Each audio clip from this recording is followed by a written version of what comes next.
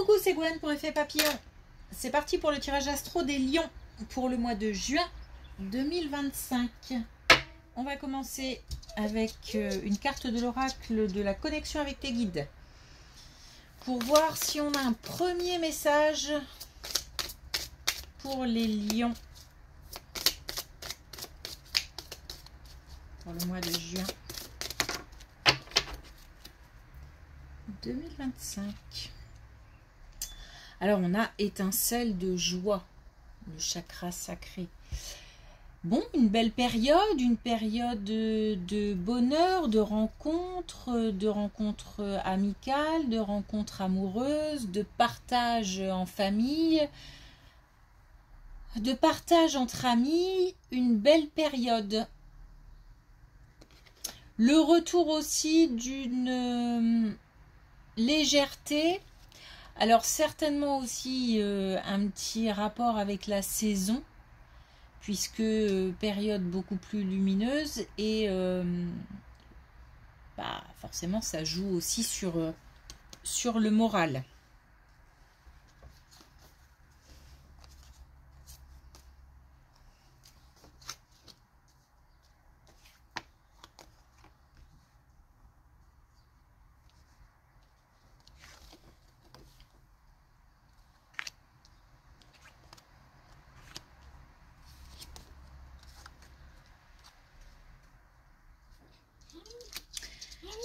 Alors, un projet lié...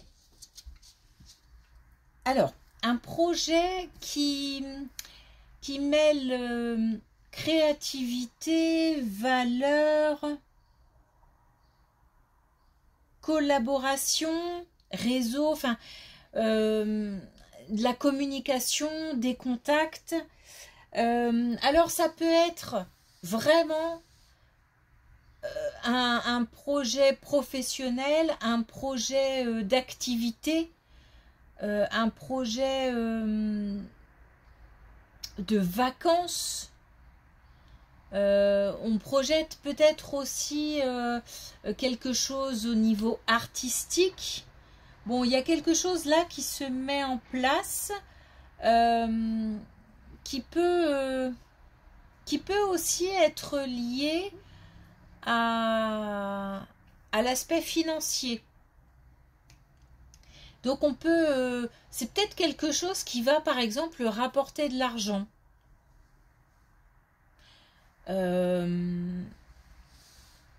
Ou alors c'est un projet qui va demander un certain investissement.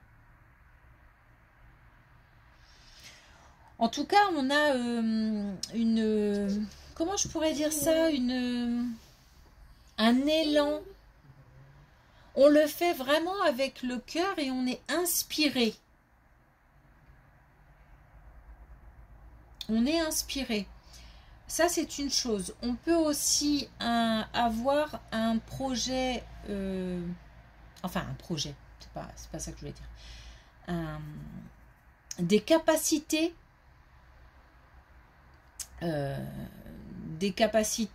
médiumniques, spirituelles, des capacités de voyance qui peuvent aussi être amenées à être exploitées dans le cadre d'une activité professionnelle, par exemple. Il y a de la communication, il y a du contact et en même temps, il y a de l'inspiration, il y a de la créativité.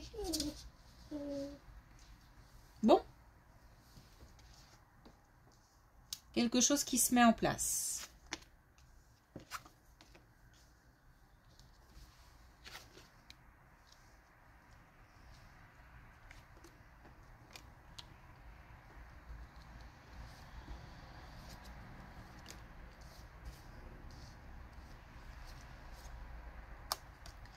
Alors, un couple qui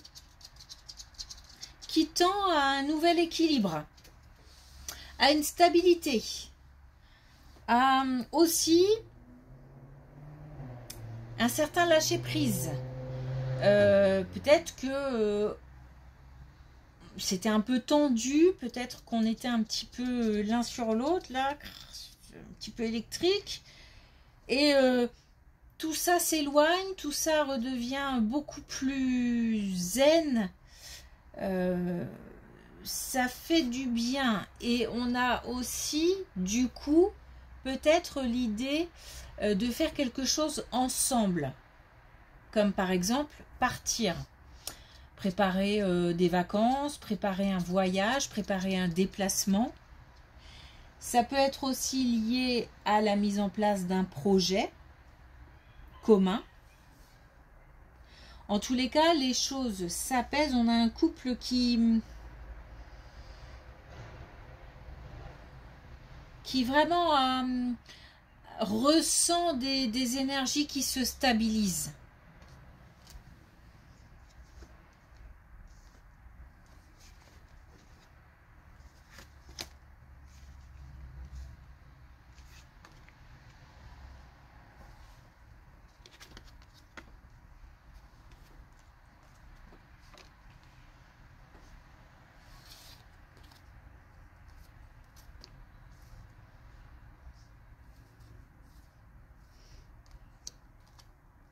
Alors, on a au niveau du travail une période qui a l'air un petit peu compliquée, qui en fait soulève beaucoup d'émotions diverses et variées, comme si on passait un petit peu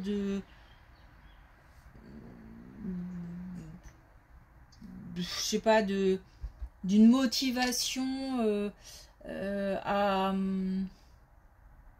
à des disputes. Peut-être que par exemple on a envie de mettre des choses en place, mais on se rend compte qu'il y a toujours quelque chose qui ne va pas, il y a toujours un blocage de quelqu'un, ou enfin voilà, on passe comme ça, on a un petit peu un ascenseur émotionnel au niveau du travail, et on ressent comme un sentiment de solitude, d'isolement. Peut-être qu'on est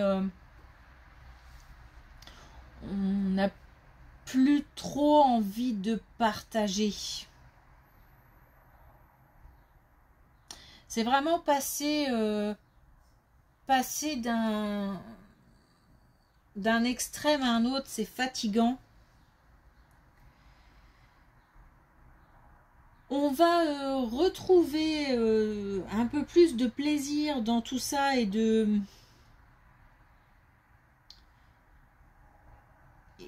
comment dire, de motivation, un petit peu retrouver le feu, parce que alors je vais essayer de, j'ai comme si on prenait une situation en main, comme si je m'affirmais. J'ai envie de taper du poing sur la table en fait. Peut-être que là, je suis arrivée au bout de l'épuisement par rapport à cet ascenseur émotionnel que je vis au niveau professionnel. Et là, je vais taper du poing sur la table et dire stop, ça suffit. Et mettre les choses à plat, les choses au point.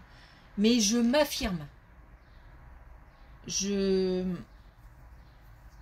l'impression de pas de poser un ultimatum, mais de faire part d'abord de mon mécontentement minimum, et de soulever des problématiques, et avec cette idée d'avancer et de ne pas me laisser faire en fait. Je le fais correctement, j'y mets les formes parce que je ne me sens pas du tout débordée par la colère ou par... voilà, là, c'est juste que les limites sont atteintes. J'ai plutôt une colère froide, en fait.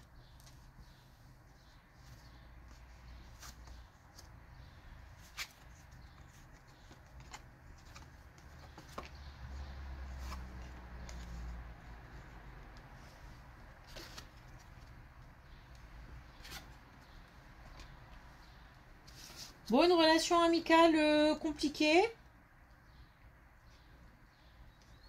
Où on a l'impression de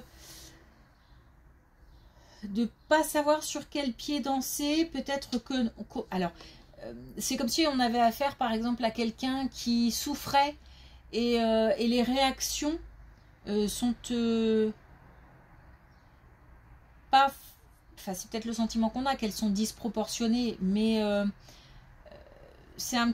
Je sais pas comment l'expliquer, c'est un petit peu...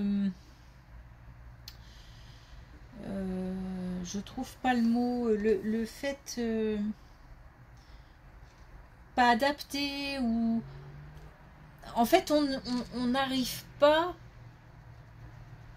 à, on a le sentiment qu'on est impuissant et qu'on n'arrive pas à soutenir quelqu'un parce que on a l'impression que quoi qu'on dise, quoi qu'on fasse, ça ne va jamais. C'est-à-dire que la personne est tellement en souffrance qu'on ne sait plus comment faire. Et elle réagit en plus de manière assez imprévisible. Elle est imprévisible. J'ai ce sentiment de que je marche sur des œufs et que je ne sais pas... je sais pas trop quoi dire, je sais pas trop comment faire, j'ai peur de blesser, en même temps, des fois j'ai envie de m'énerver un petit peu parce que j'ai le sentiment, encore une fois, d'être impuissant et c'est de la bonne volonté que j'y mets, mais j'ai l'impression que la personne qui est en face ne le ressent pas, ne le voit pas. Bon, en tous les cas, on se pose pas mal de questions. On a un mélange, en fait... de j'ai envie d'aider à bon, de toute façon je peux rien faire, donc je vais ignorer, ou en tous les cas je vais me mettre en retrait un petit peu, ou voilà, un petit peu comme si on passait d'un état à un autre. Bon, on nous demande de choisir plutôt de continuer à en tous les cas être là. Être là, comprendre que les réactions imprévisibles ne s'adressent pas à nous. C'est ce qu'on a affaire à des gens qui sont soit en colère, soit voilà. Peut-être dire gentiment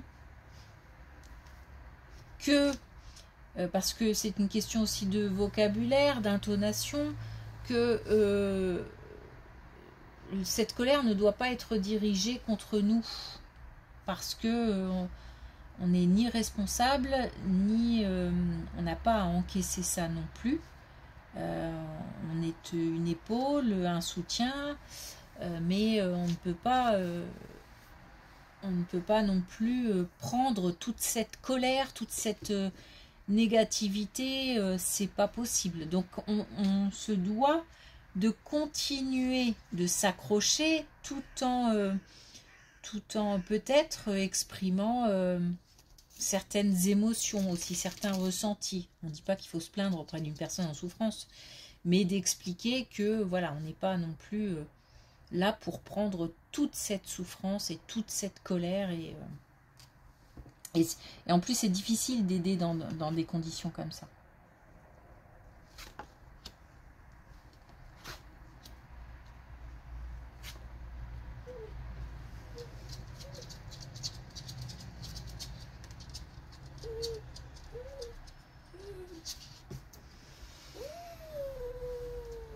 Alors, des communications. Je suis en train de me demander en fait si c'est lié. Parce que là, on a en fait des communications qui ne sont pas, comment dire, qui ne sont pas rassurantes. C'est-à-dire que j'ai encore ce sentiment de je ne sais pas sur quel pied danser, et je ne sais pas comment réagir, je ne sais plus ce qu'il faut dire, ce qu'il faut faire. C'est pour ça que je me demande si il n'y a pas un lien. La précision là qu'on pourrait avoir, c'est que ça concerne le foyer. Donc c'est quelqu'un de très proche. Donc au niveau amical, quelqu'un vraiment qui est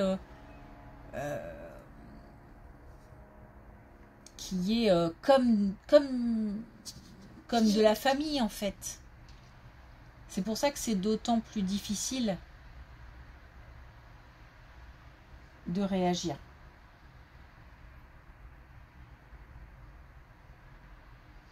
Ça a l'air d'être très compliqué comme situation. Ça a l'air de peser.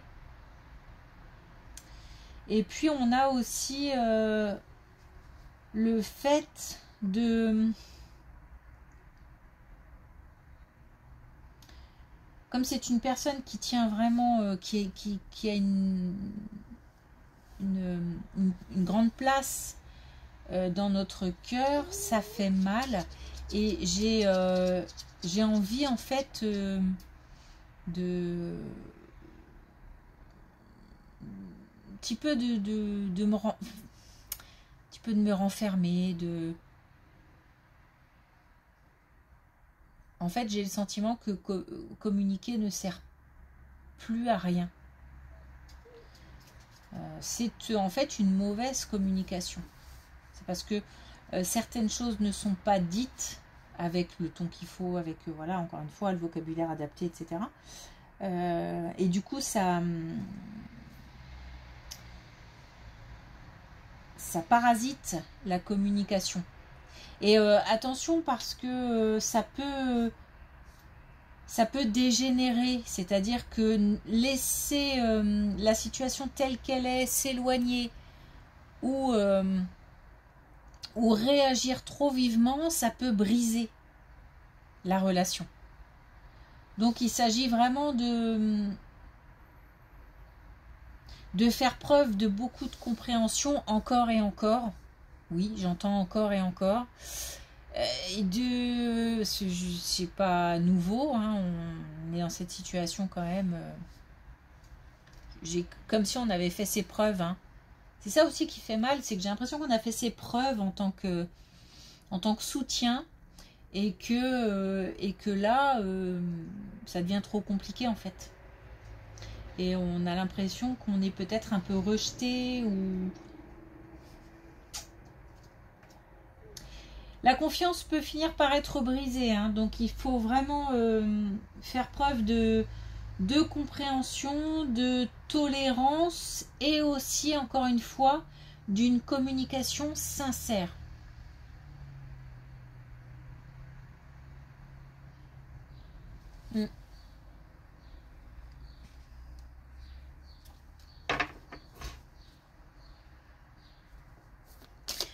Alors, est-ce qu'on a pour finir un dernier message avec l'oracle des tisserands de rêve?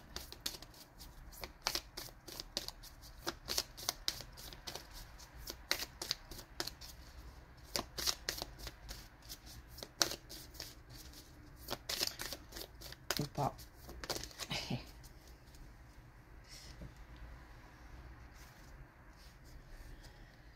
Alors, on a quand les esprits de la tempête s'amusent. Donc oui, ça va remuer. Ça risque...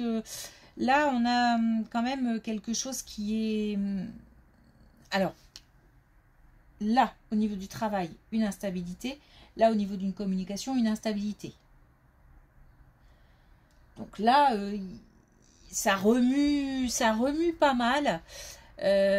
D'une manière générale, on est quand même dans une période où les choses nous semblent plus faciles, où ce sont comme des problèmes un peu qui ont de l'importance évidemment, mais qui sont isolés. La généralité, c'est que on a quand même un sentiment d'une manière générale de bien-être, mais il y a quand même comme ça des choses qui pèsent lourd, mais qu'on ne peut pas mettre de côté et qu'il ne faut pas mettre de côté.